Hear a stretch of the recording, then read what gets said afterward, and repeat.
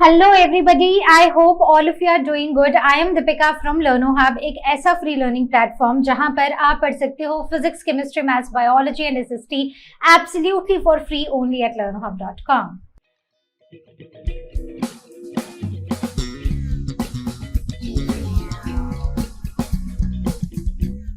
तो आज हम स्टार्ट करने जा रहे हैं आईसीएसई क्लास 9 ज्योग्राफी का नेक्स्ट चैप्टर, और चैप्टर है टाइड्स एंड ओशन करंट्स। तो ओशन और टाइड्स के बारे में पढ़ेंगे, अलग अलग तरह के ओशन करंट्स के बारे में पढ़ेंगे।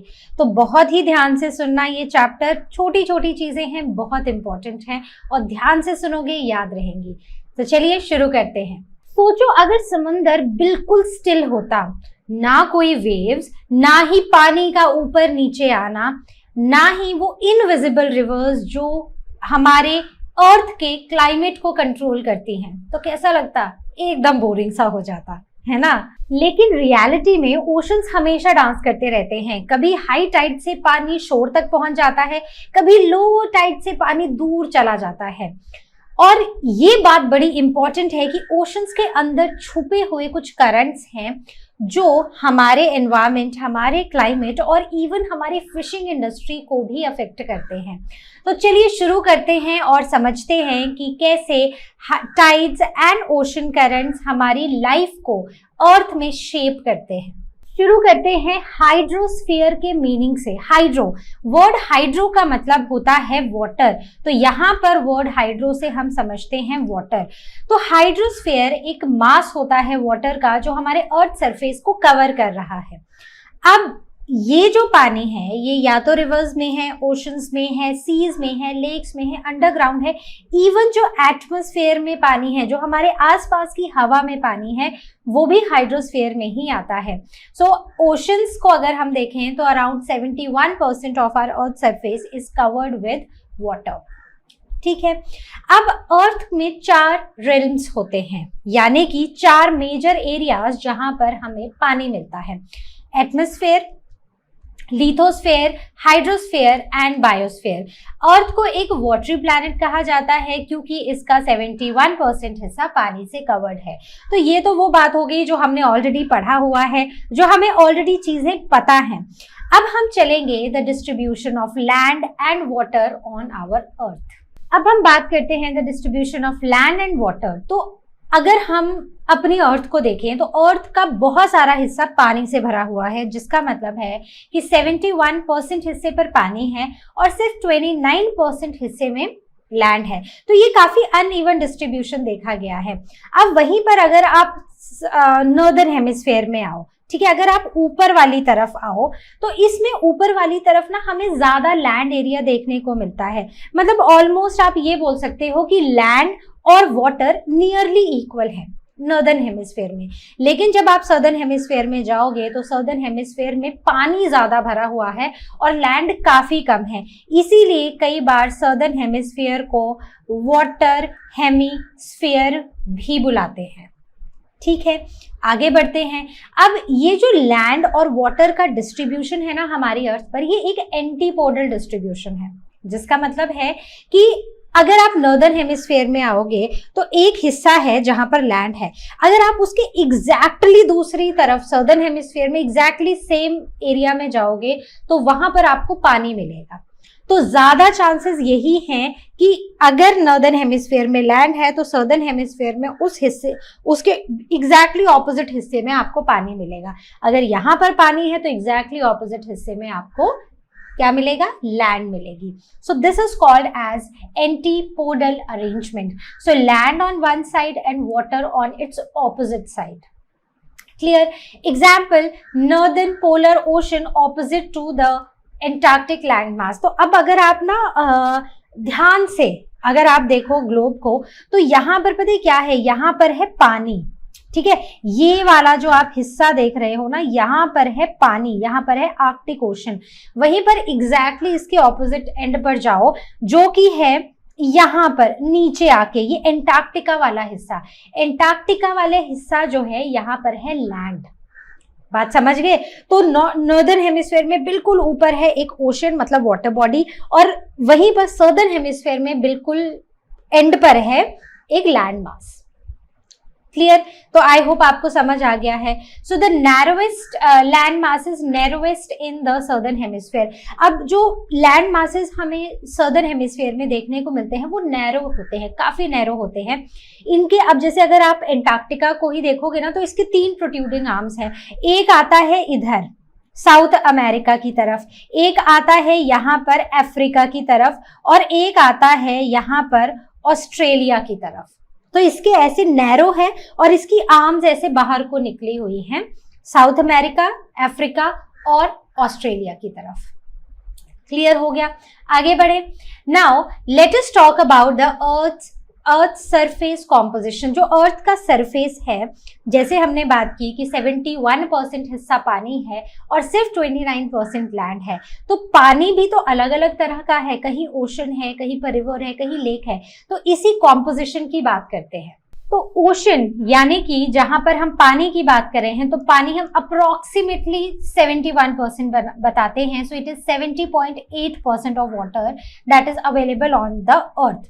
तो इसमें ओशन बेसिन फ्लोर पर 29.8% पानी है, ओशन रिजेस में 22.1% पानी है, volcanic island, arcs, trenches, submarines और वॉल्केनोज में 3.7% पानी है। वहीं पर continental rise 3.8, continental shelf and slopes 11.4%। Land area की बात करें तो लैंड एरिया में कॉन्टिनेंटल माउंटेन्स जो हैं तो वो 10.3% कवर करती हैं और कॉन्टिनेंटल प्लेटफॉर्म्स 18.9% एरिया कवर करते हैं। तो आपको कॉन्टिनेंटल माउंटेन और कॉन्टिनेंटल प्लेटफॉर्म्स में थोड़ा डिफिकल्ट लग रहा है क्या?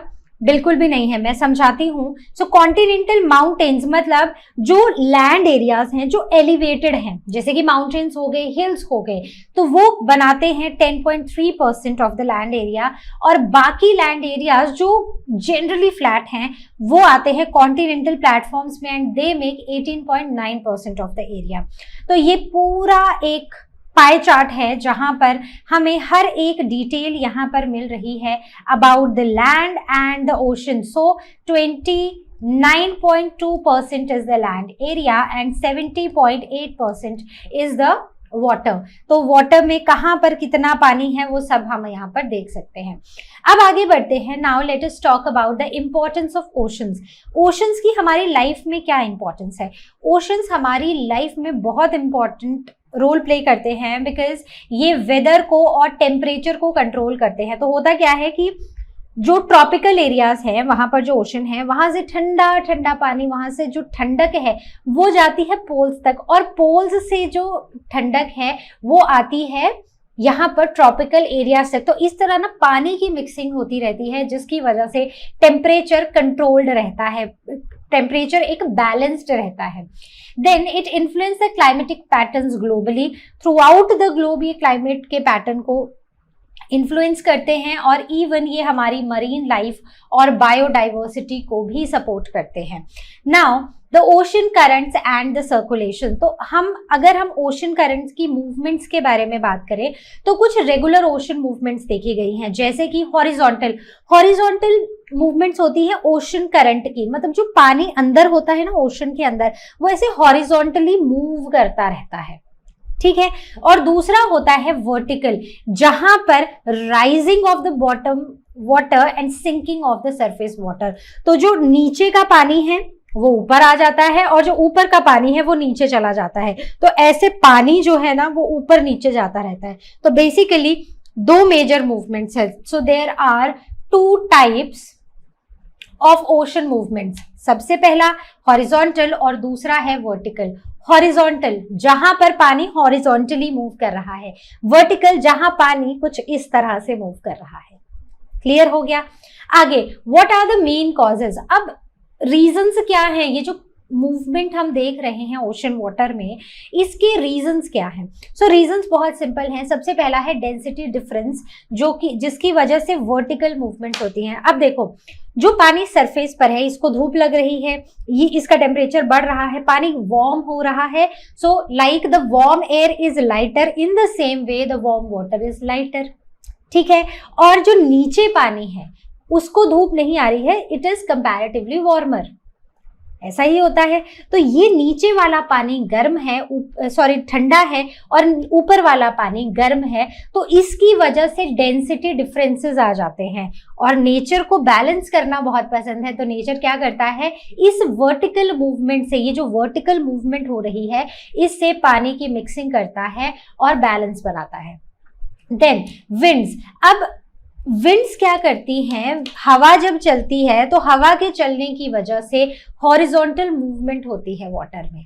सो these are the main causes of these movements. ठीक है, तो हॉरिजॉन्टल मूवमेंट क्यों हो रही है, क्योंकि हवा चल रही है। वर्टिकल मूवमेंट क्यों हो रही है, क्योंकि डेंसिटी में डिफरेंस आ रहे हैं, तो वो बैलेंस बना रहा है अर्थ। ठीक है, ओशन आप खुद को बैलेंस कर रहे हैं।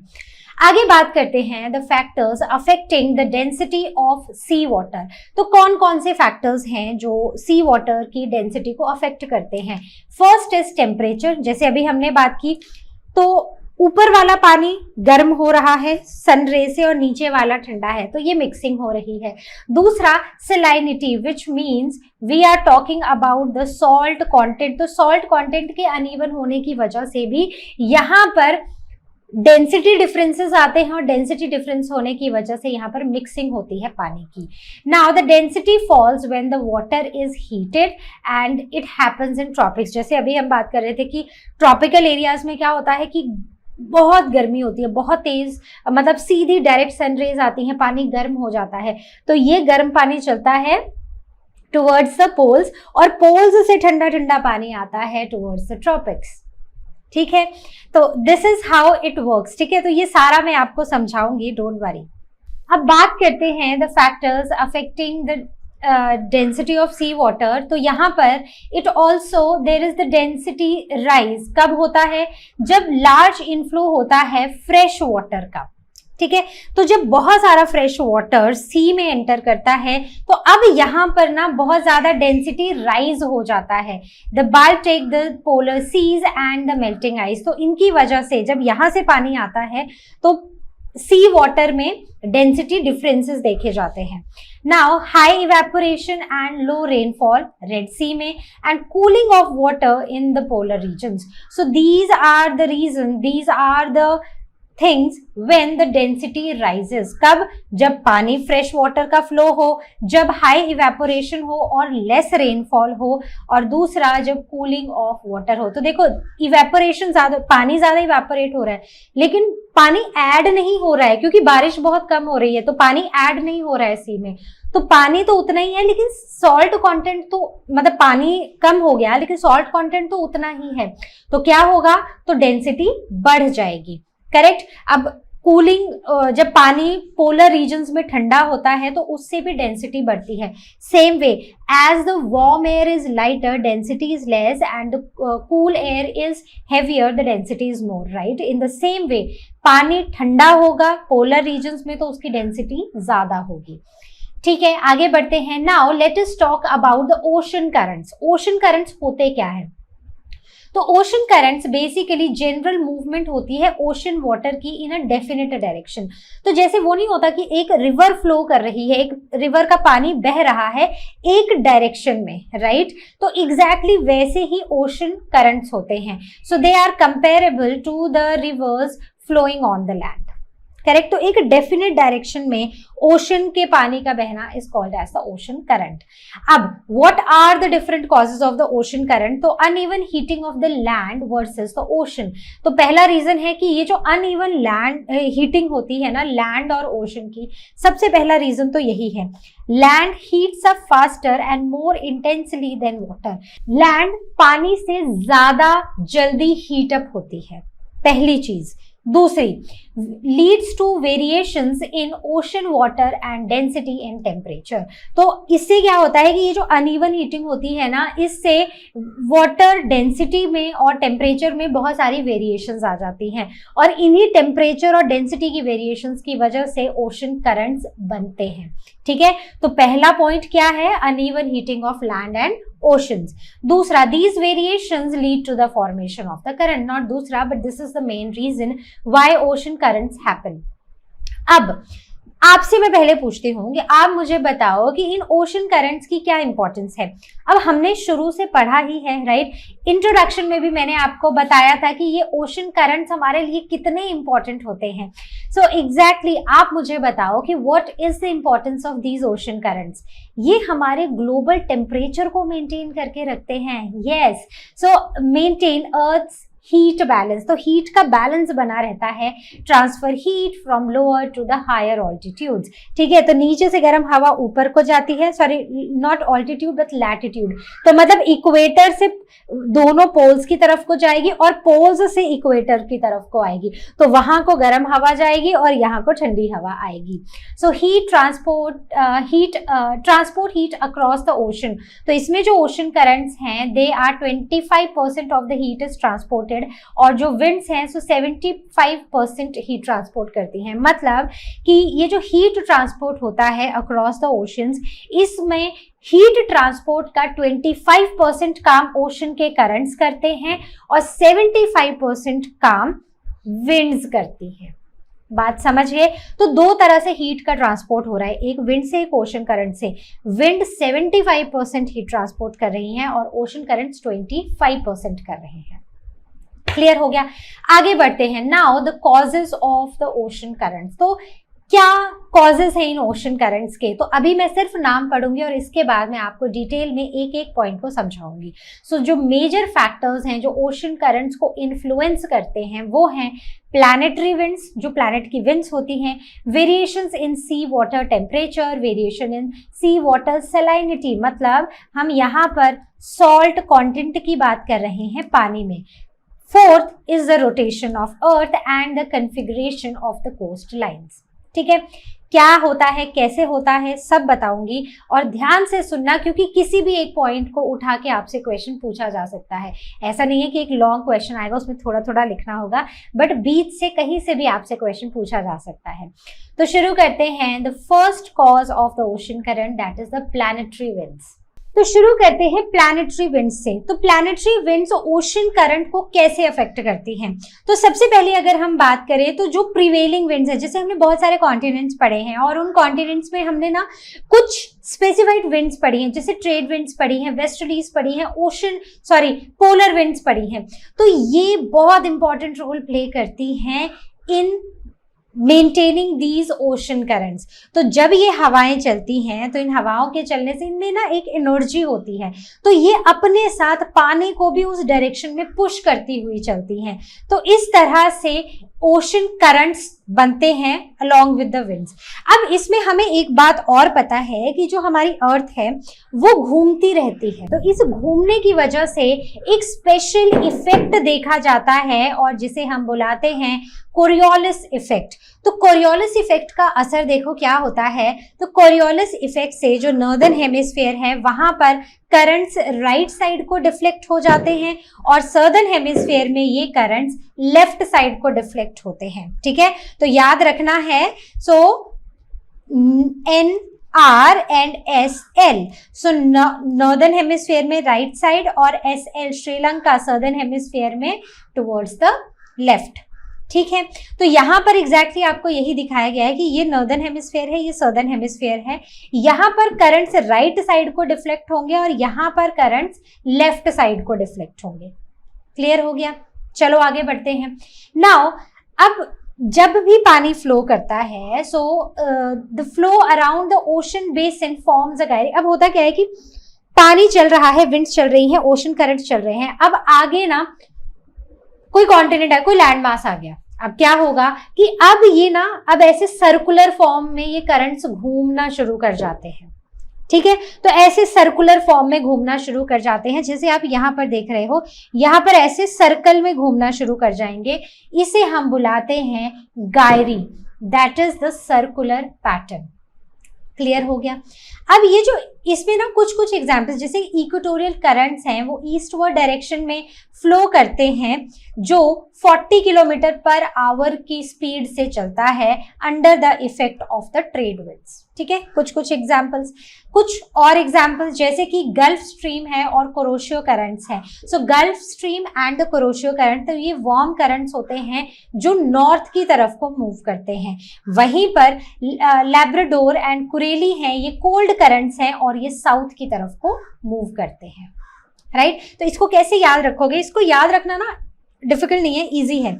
हमारी कंट्री को अगर आप देखो तो नॉर्दर्न पार्ट जो है वो ठंडा रहता है ना, ऐसे मानते हैं कि ठंडा रहता है, और जो सर्दर्न पार्ट है वो गर्म रहता है। करेक्ट, तो जो नॉर्दर्न पार्ट है वहां पर कौन सी हवा जाएगी? वो ठंडा रहता है तो वहां पर वार्म विंड्स जाएंगी, और जो सर्दर्न पार्ट है वहां वो गर्म रहता है तो वहां पर ठंडी विंड्स आएंगी। तो ऐसे ही यहाँ पर गल्फ स्ट्रीम और कुरोशियो वार्म करंट्स हैं, इसलिए वो नॉर्थ की तरफ जाएंगे।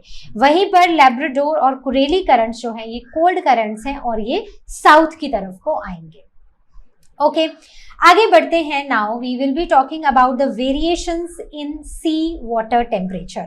अब हमें पता है कि समुद्र का टेम्परेचर हर जगह सेम नहीं होता, टेम्परेचर में काफी वेरिएशंस देखी जाती हैं, जैसे हॉरिजॉन्टली भी और वर्टिकली भी। अब हॉरिजॉन्टली अगर हम बात करें तो इक्वेटर में पानी पोल्स से ज्यादा गर्म होता है। वहीं पर अगर हम पानी को ऊपर से नीचे की तरफ देखें तो जैसे जैसे हम ऊपर से नीचे की तरफ जाते जाते हैं पानी ठंडा होता जाता है, मतलब सरफेस से पानी के अंदर जाते जाते हैं पानी का टेम्परेचर कम होता जाता है। करेक्ट, तो इक्वेटर और पोल्स में भी ना कुछ ऐसा ही होता है। अब इक्वेटर पे सनरेज डायरेक्ट है, पानी ज्यादा गर्म हो रहा है, तो उसकी वजह से यहाँ पर पानी की डेंसिटी कम हो रही है। जैसे जैसे हम पोल्स की तरफ जा रहे हैं टेम्परेचर ठंडा होता जा रहा है, पानी ठंडा हो रहा है, तो डेंसिटी बढ़ रही है। तो इसको ना हमेशा याद रखना, ये एक इनवर्स रिलेशन है। अगर टेम्परेचर ज्यादा है तो डेंसिटी कम है, अगर टेम्परेचर कम है तो डेंसिटी ज्यादा है। क्लियर हो गया? अब इसमें ना एक नेगेटिव कोरिलेशन होता है, जैसे मैंने बताया, या फिर इनवर्स रिलेशन होता है, जो याद रखना बहुत इंपॉर्टेंट है। इसके बाद नाउ टॉकिंग अबाउट कि पानी मूव कैसे करता है। तो पानी ना मूव कैसे करता है, बिल्कुल वैसे ही। देखो, इक्वेटर में पानी गर्म है और लाइट है, तो ये जाएगा टुवर्ड्स द पोल्स, और पोल्स में क्योंकि पानी ठंडा है और डेंसिटी ज्यादा है तो ये आएगा इक्वेटर की तरफ। क्लियर हो गया? तो वैसे ही जैसे अभी हम पढ़ रहे थे वार्म एंड कोल्ड करंट्स, तो वार्म करंट्स में हमने क्या पढ़ा था, जैसे गल्फ स्ट्रीम है या कुरेशियो करंट्स है, ये वार्म करंट्स होते हैं, तो ये इक्वेटर से पोल की तरफ, नॉर्थ की तरफ को मूव करते हैं। वहीं पर जो लैब्राडोर और कुरेली करंट्स हैं ये पोल्स से इक्वेटर की तरफ मूव करते हैं क्योंकि ये कोल्ड करंट्स होते हैं। तो आई होप आपको इतना समझ आया है। कहीं पर भी इस स्लाइड में कहीं पर कोई भी डाउट हो, ask it on ask question section और you can book your class with Learn Hub स्वयं।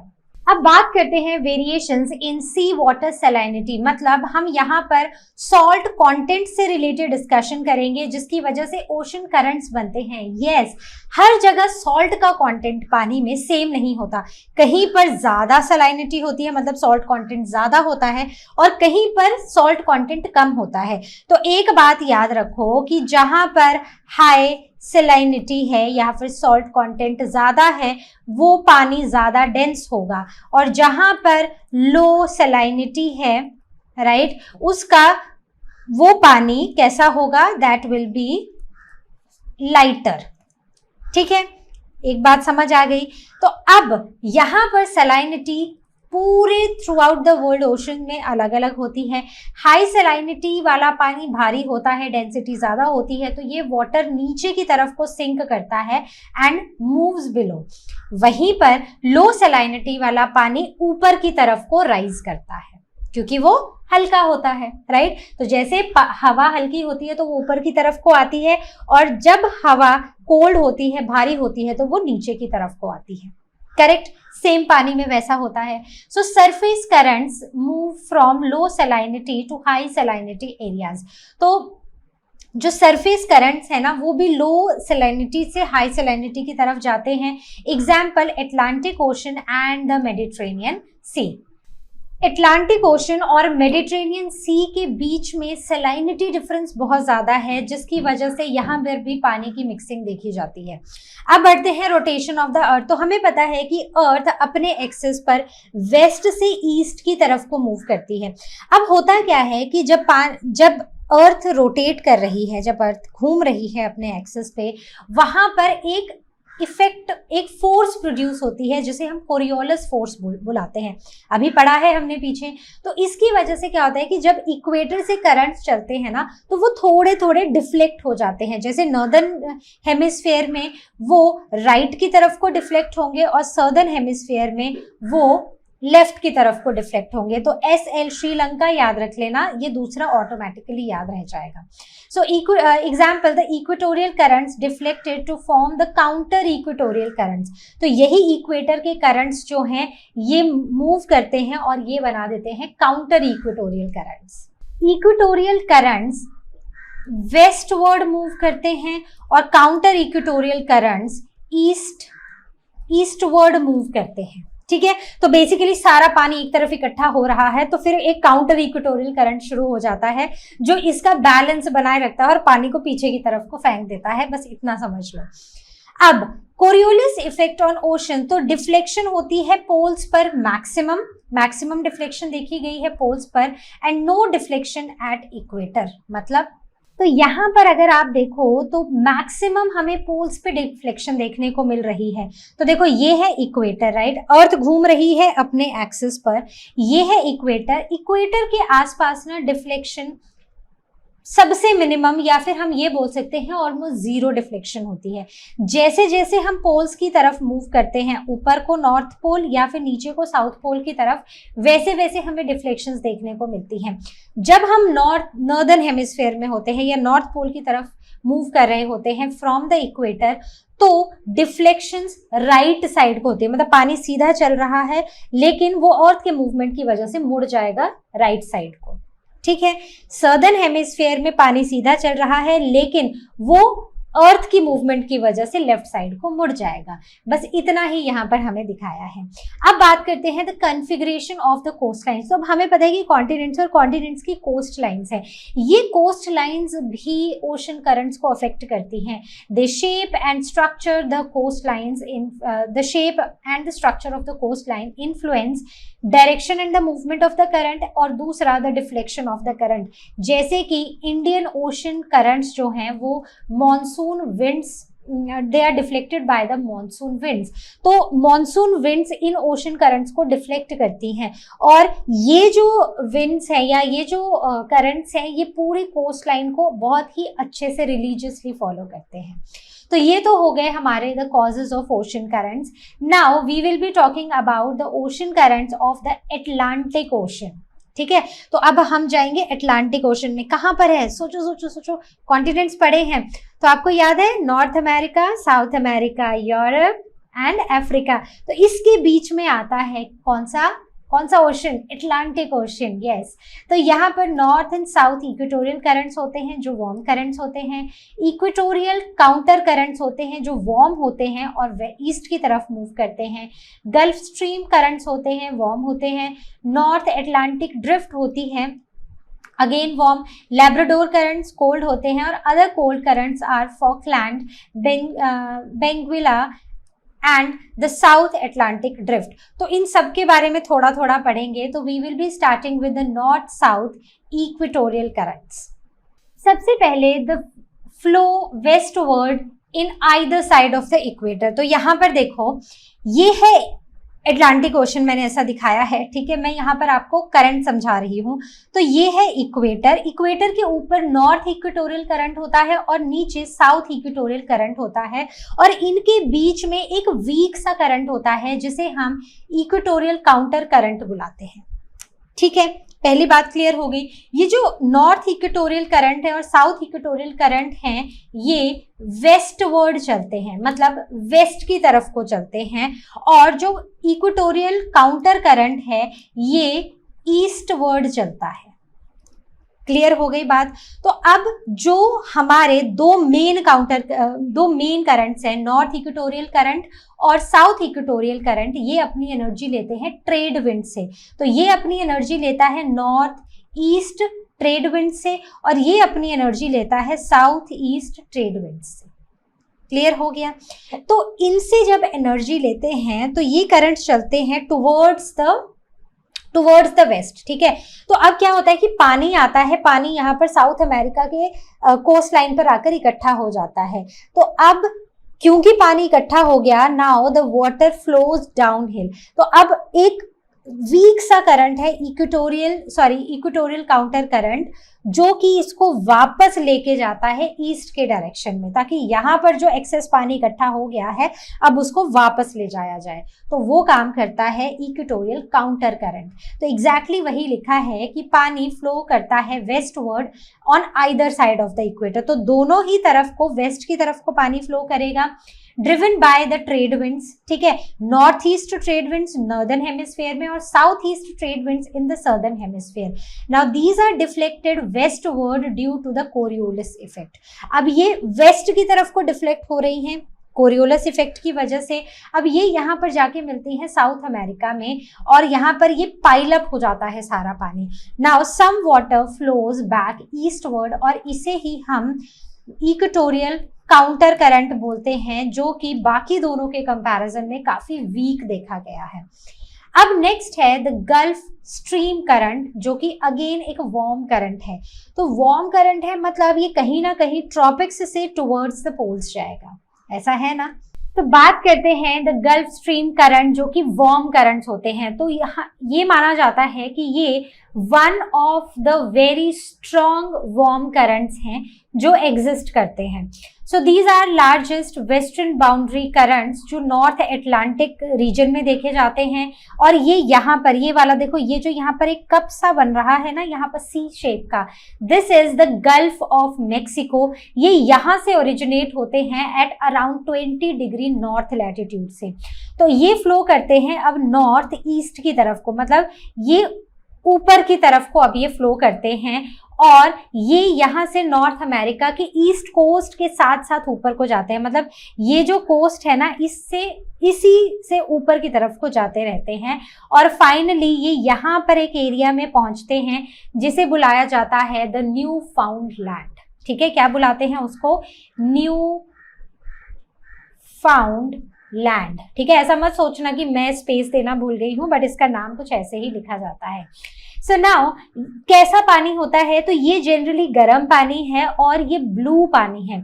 ये भी माना जाता है कि ये पानी न्यूट्रिएंट लेस है, मतलब न्यूट्रिएंट पुअर पानी है, जिसकी वजह से ये पानी एक्वेटिक लाइफ को कुछ खास सपोर्ट नहीं करता है। तो ये देखो, यहाँ से ये जो सी शेप है, this is the gulf of Mexico, यहाँ से चला यहाँ तक, तो यहाँ पर पहुंचकर यहाँ तक ये चलता है और न्यू फाउंड लैंड तक ये जाता है। So under the influence of westerlies अब ये पहुंच जाता है यूरोप में एट 70 डिग्री नॉर्थ। अब जब ये यहाँ पर पहुंचता है तो अब ये यहाँ पर कन्वर्ज हो जाता है विद अ कोल्ड करंट, जिसका नाम है लेब्राडोर करंट, ठीक है। अब लेब्राडोर करंट कहाँ पर? ये देखो, ये लिखा हुआ है।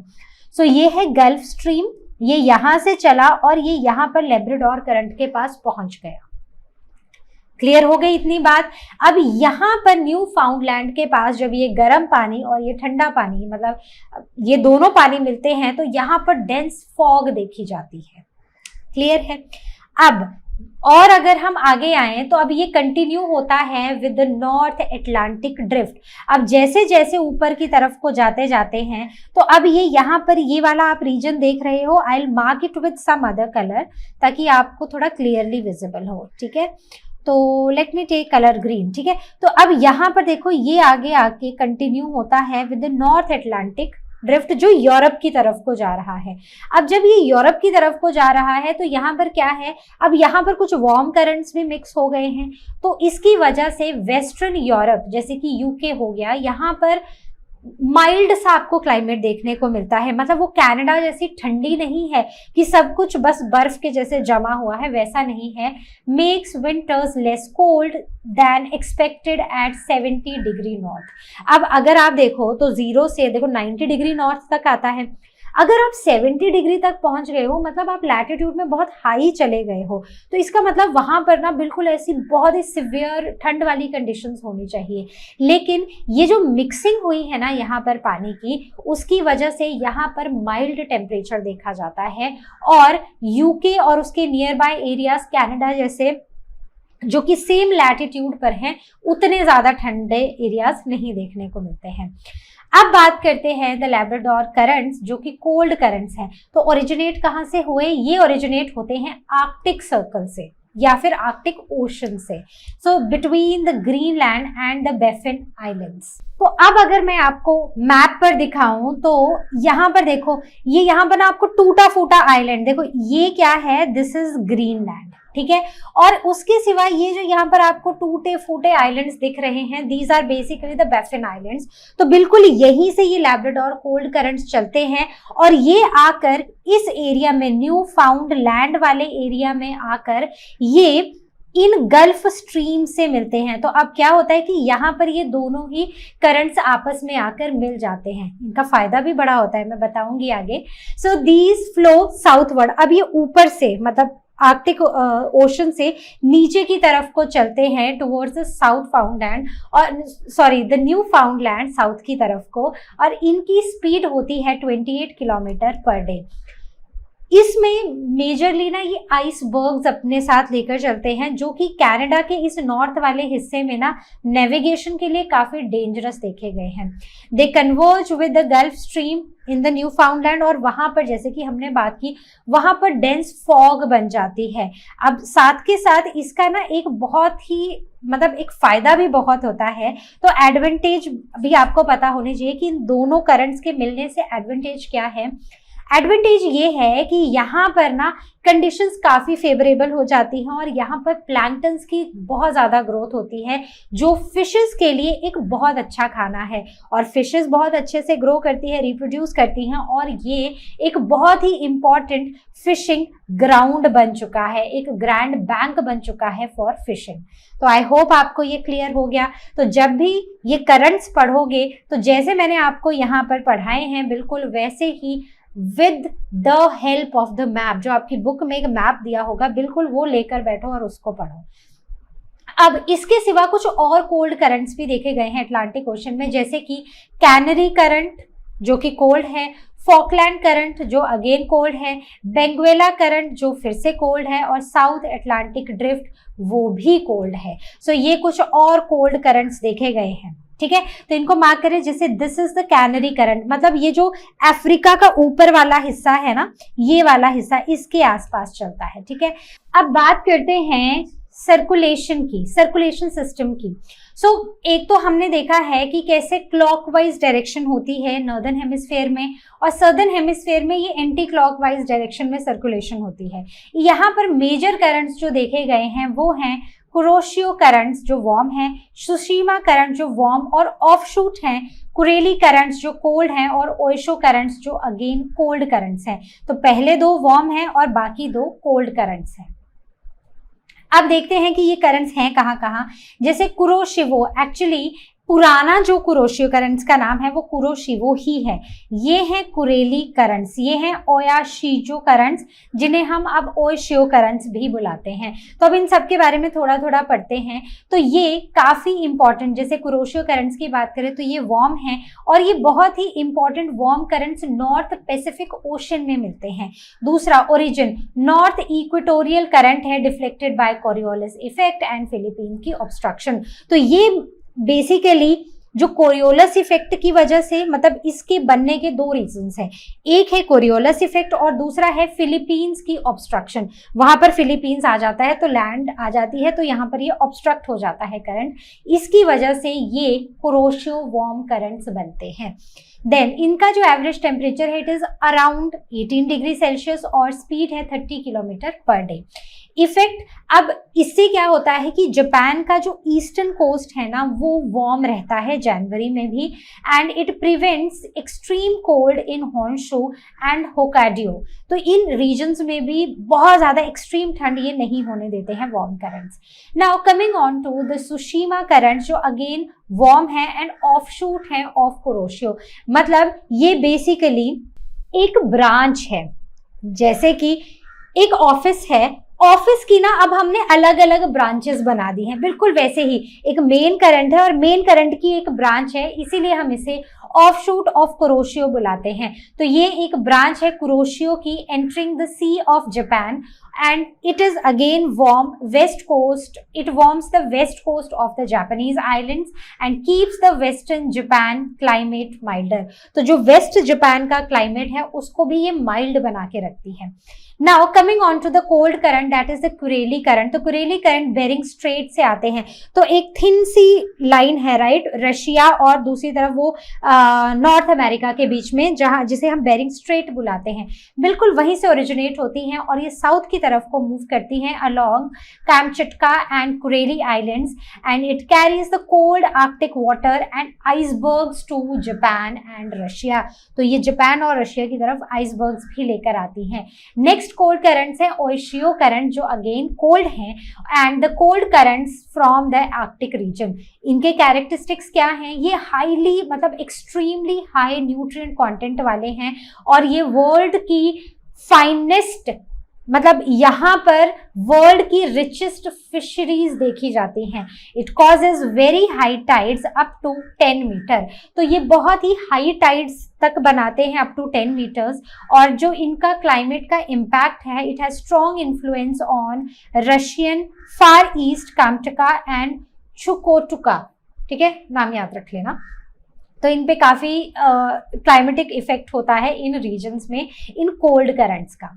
अब बड़ा इंपॉर्टेंट है समझना the effect of ocean currents. तो इनकी इंपॉर्टेंस समझना बहुत ज्यादा इंपॉर्टेंट है। तो कैसे ओशन के करंट्स हमारी लाइफ को अफेक्ट करते हैं?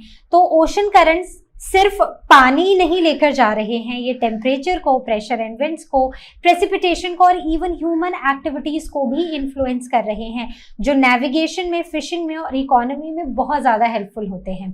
So strong impact on the maritime and the coastal regions, इनका बहुत ही स्ट्रॉन्ग इन्फ्लुएंस देखा गया है। एक एक करके डिस्कस करते हैं, starting with the temperature regulation. So temperature, अब क्या होता है कि पानी, ओशन करंट चल रहे हैं, पानी मूव हो रहा है, इसके साथ साथ ऊपर से पूरी हवा भी मूव हो रही है।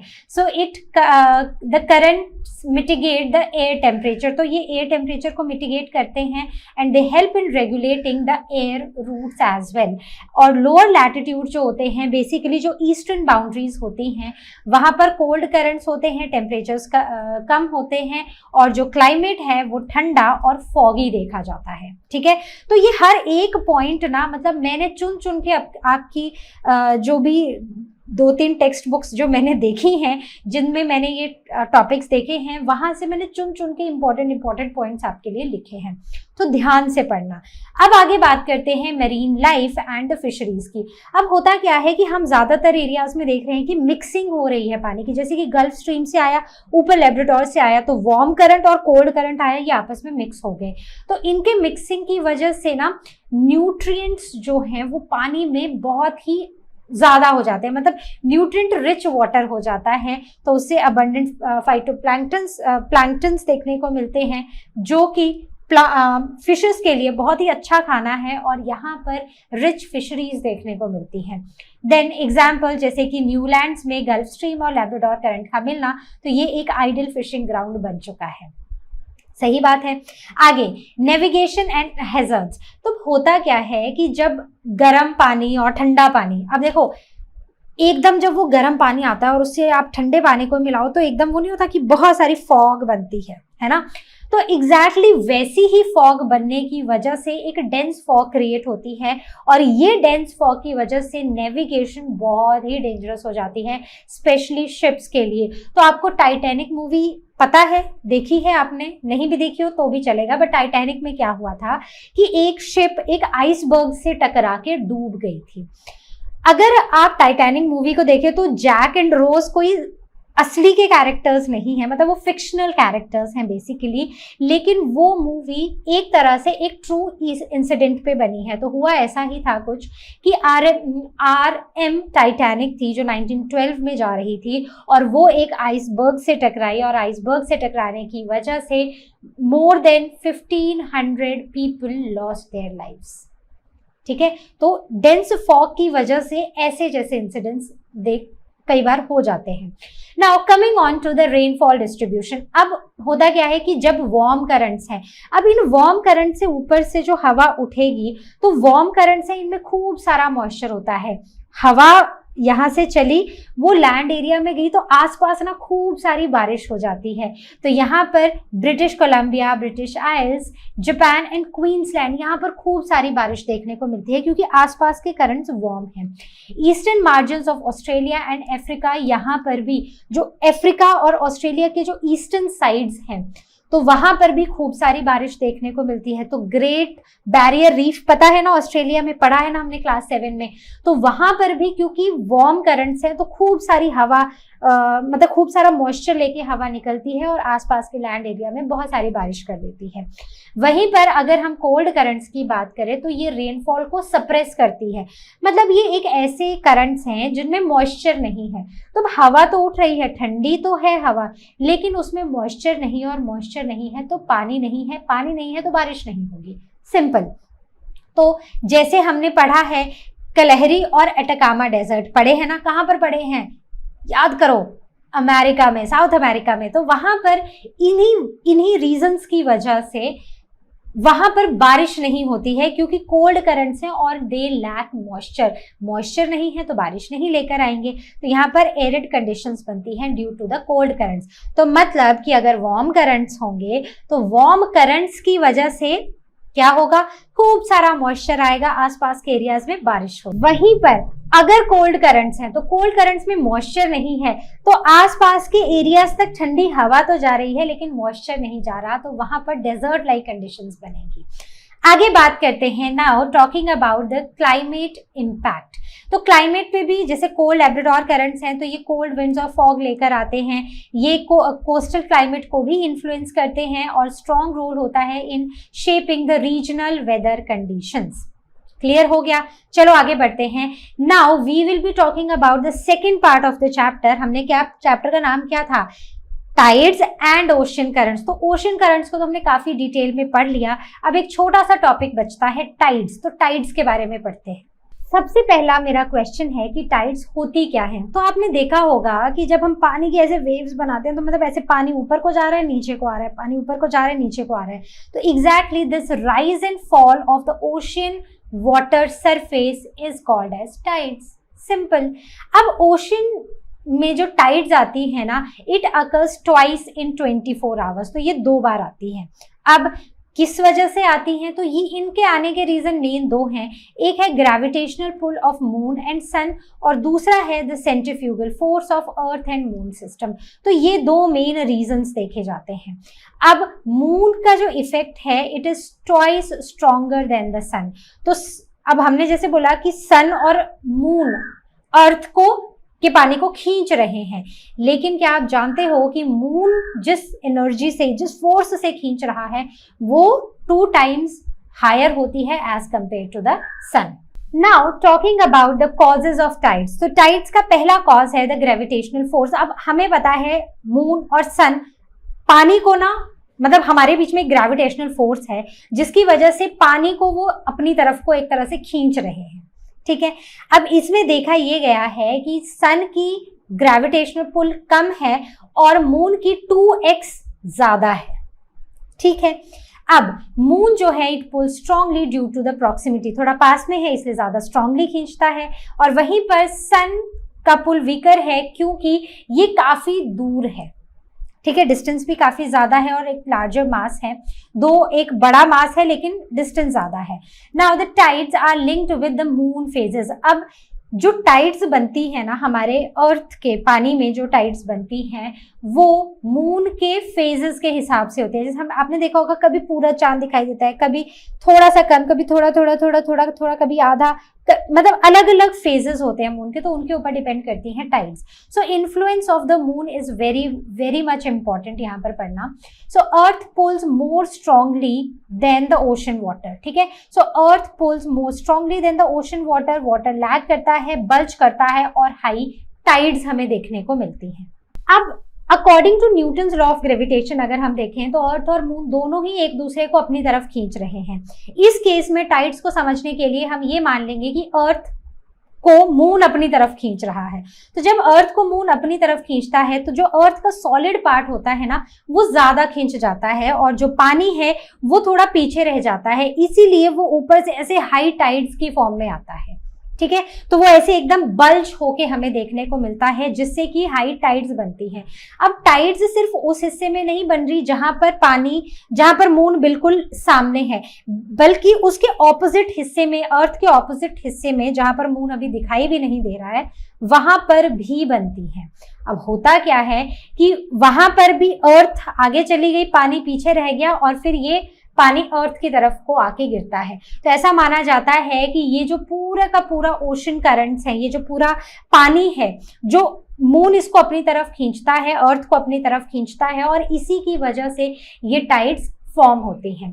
तो आई होप आपको ये बात समझ आ गई है। तो I hope influence of moon आपको समझ आ गया है। अब हम आगे बढ़ते हैं। Now the rotation of the earth. तो ये माना जाता है कि जो हाई टाइड्स होती है ना, एक हाई टाइड और नेक्स्ट हाई टाइड में 12 आवर्स 56 मिनट्स का डिफरेंस होता है। So 2 high tides plus 2 low tides, ठीक है। तो अर्थ के रोटेशन में approximately 2 high tide 2 low tides बनती हैं। लूनर डे में 24 आवर्स 52 मिनट्स का डिफरेंस होता है और ये जो डिफरेंस होता है between the high tide and low tides, इसे बुलाते हैं एक टाइडल साइकिल। आगे, अब टाइड्स ना अलग अलग तरह की होती है। जैसे एक होती है स्प्रिंग टाइड। स्प्रिंग टाइड होती है during full moon and the new moon. तो यहाँ पर मून, अर्थ और सन एक स्ट्रेट लाइन में आ जाते हैं और जो ग्रेविटेशनल पुल है वो कंबाइन हो जाती है। तो इससे बहुत ही हाई टाइड्स, मतलब हाई की भी हाई टाइड्स और लो से भी लो टाइड्स, मतलब हायर से हायर टाइड और लोअर से लोअर टाइड देखने को मिलती है।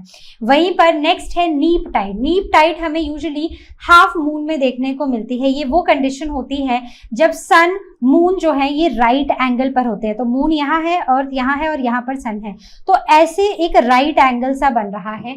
तो इस टाइम पर हमें देखने को मिलता है नीप टाइड्स। मतलब पुल जो है वो पार्टली कैंसल आउट हो जाता है और वीक ग्रेविटेशनल इफेक्ट या फोर्स देखने को मिलता है।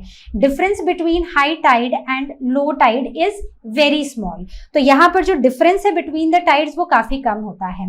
Now talking about the timings of the tides. तो टाइमिंग ऑफ द टाइड, दो टाइड के बीच का डिफरेंस 2 आवर्स, मैंने पीछे 56 मिनट्स बताया था, 56 नहीं 26 मिनट्स होता है। So it is 2 hours 26 minute, 12 hours 26 minutes. Example, अगर पहली टाइड 8 बजे आई है सुबह तो अगली टाइड 8:26 पे आएगी, मतलब 12 घंटे 26 मिनट बाद। और उससे अगली टाइड फिर आप कैलकुलेट कर लो कितने बजे आएगी, अगले दिन सुबह। So reason, the moon's revolution around the earth is same direction as the earth rotation. अब ये इसलिए होता है क्योंकि मून जो है वो अर्थ के अराउंड ऐसे रिवॉल्व कर रहा है उसी डायरेक्शन में जिस डायरेक्शन में अर्थ घूम रही है, करेक्ट। तो मतलब वेस्ट से ईस्ट की तरफ को ही चल रहा है। इसीलिए मान लो कि अगर हमारा मून स्टेशनरी होता तो ये जो टाइड्स हैं ये एग्जैक्टली 24 घंटे बाद आती, बट ऐसा नहीं होता है क्योंकि मून भी घूम रहा है, इसलिए इन टाइड्स के बीच का डिफरेंस 12 आवर्स 26 मिनट्स होता है। सो टाइडल रेंज वेरीज, जैसे अटलांटिक ओशन में रेगुलर स्ट्रॉन्ग टाइड्स देखने को मिलती हैं, वहीं पर मेडिटेरेनियन और बाल्टिक सी में बहुत ही स्मॉल रेंज देखने को मिलती है इन टाइड्स की। Now talking about the effects of tides. तो टाइड्स बहुत चीजें इन्फ्लुएंस करती हैं, जैसे कि coastal processes, navigation, fishing, energy production and the marine ecosystem. अब प्रैक्टिकल यूजेस की बात करते हैं टाइड्स की।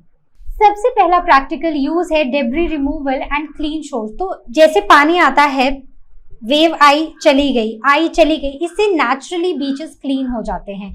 नेविगेशन के लिए ये बहुत हेल्पफुल होता है, स्पेशली जैसे कोई भी शैलो हार्बर्स हो। शैलो हार्बर मतलब जहां पानी बहुत ज्यादा गहरा नहीं है, वहां पर शिप्स को एंटर करने में बहुत हेल्प मिलती है।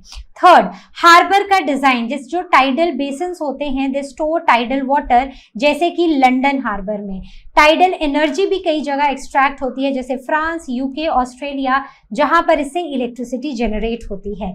नेक्स्ट, इकोनॉमिक यूजेस की बात करें तो सॉल्ट प्रोडक्शन, तो वाटर कलेक्ट होता है due to high tide in the coastal low lying areas, और अब यहाँ से पानी इवेपोरेट हो जाता है और नीचे सिर्फ सॉल्ट बच जाता है।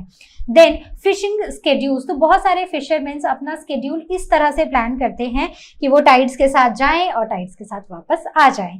Then the ports in the cold regions, तो जो कोल्डर रीजन्स होते हैं वहां पर इन वेव्स, इन टाइड्स की वजह से बेसिकली पानी जो है वो मोशन में रहता है और इससे फ्रीजिंग नहीं होती है, वो फ्रीजिंग को प्रिवेंट करते हैं। Now talking about the environmental and ecological effects, तो जैसे डेल्टास की फॉर्मेशन, जब ये स्ट्रॉन्ग टाइड विंड्स आती हैं ये डेल्टास नहीं बनने देती हैं but aid flood plain building, जैसे कि थेम्स में, इंग्लैंड में। Next is marine life support, तो सी क्रिएचर्स को जो ग्राउंड पर रहते, sea creatures on rocks they depend on tides for bringing food with the tidal waters, तो जब वेव्स जाएंगी तो अपने साथ साथ खाना लेकर आएंगी, तो उनके लिए ये बहुत इंपॉर्टेंट होते हैं। मतलब कि वो क्रीचर्स जो मूव नहीं कर सकते यहाँ से वहाँ, जो रॉक्स पे रहते हैं, तो उनको खाना भी टाइड्स ही लेकर आती हैं। So this was all from our today's session. I hope you understood the complete chapter. कहीं पर कोई भी डाउट हो, please ask it on Ask Question section, or you can book your class with Learner Hub स्वयं. I'll see you next time with the next video. Till then you all take care, and as you all know, Learner Hub मतलब free है पर best है।